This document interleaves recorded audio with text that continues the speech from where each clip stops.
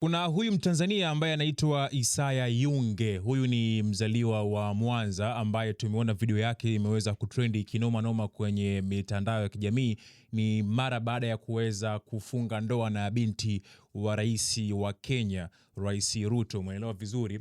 Sasa huyu kijana bana, wa Kenya wamekuja juu sana wakijaribu kusema kwamba, wakisemana wenyewe kwa wenyewe na kusema kwamba ina maana wa Tanzania imefikia hatua wametudharau mpaka wamekuja kuweza kumuoa mtoto wa mheshimiwa rais tena kwenye nchi yao. Sasa kuna huyu jamaa hapa ambaye ni Mkenya kana sema kwamba inabidi ifike hatua wa Kenya kama wa Kenya inabidi tuweze kuwaheshimu wa Tanzania, na hii ni mara baada ya huyu kijana bana Isaya kuweza kufunga ndoa na mtoto wa rais. Na by the way, hii story imetrend sana kwenye mitandao ya kijamii, na baadhi pia tumeona kwenye mitandao ya kijamii Instagram huku baadhi wanaume kutoka Tanzania pia wakijaribu kuweza kuwa proud of na kitu ambacho amekifanya huyu Isaya bana. Umeelewa vizuri. Sasa issue inakuja ni kwa Wakenya. Wakenya wanakuwa wana complain, wanasema kwamba hivi sisi Wakenya tumefeli wapi? Tumekosa nini yani mpaka inafikia hatua huyu Isaya ameweza kwenda kumuoa mtoto wa rais. Lakini pia Mheshimiwa Ruto yeye mwenyewe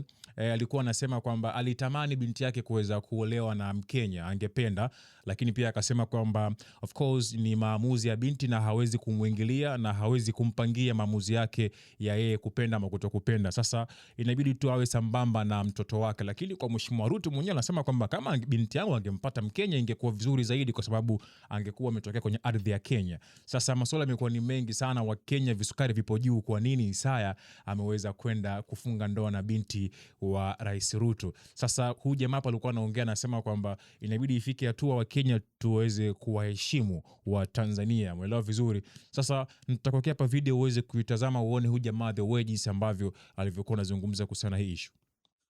Nakwambia today I am a very sad Kenyan. Yani Watanzania wametupiga one wash. Wametutandika one wash, na shindwa sasa tutaificha wapi sura? Tutajitetea vipi? Yani hakuna Mkenya bilionea bachelor mwenye angetufanyia tu, angetutolea tu stress yenye tunalala nayo leo. Akina Mani Bior, I thought you were a billionaire and you are a single man. Amunge tutolea huyu msichana soko.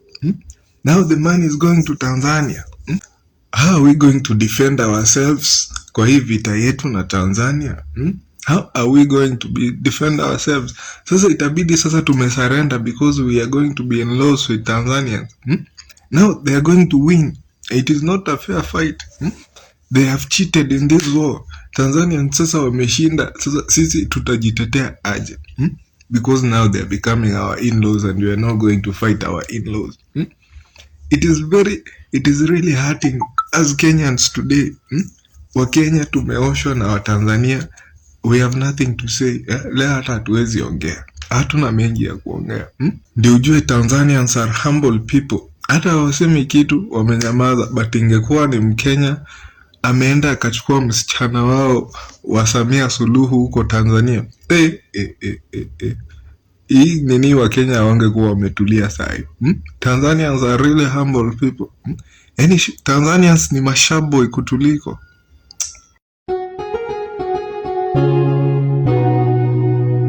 Kasako Media, tunaangazia maisha, tunaandika kesho.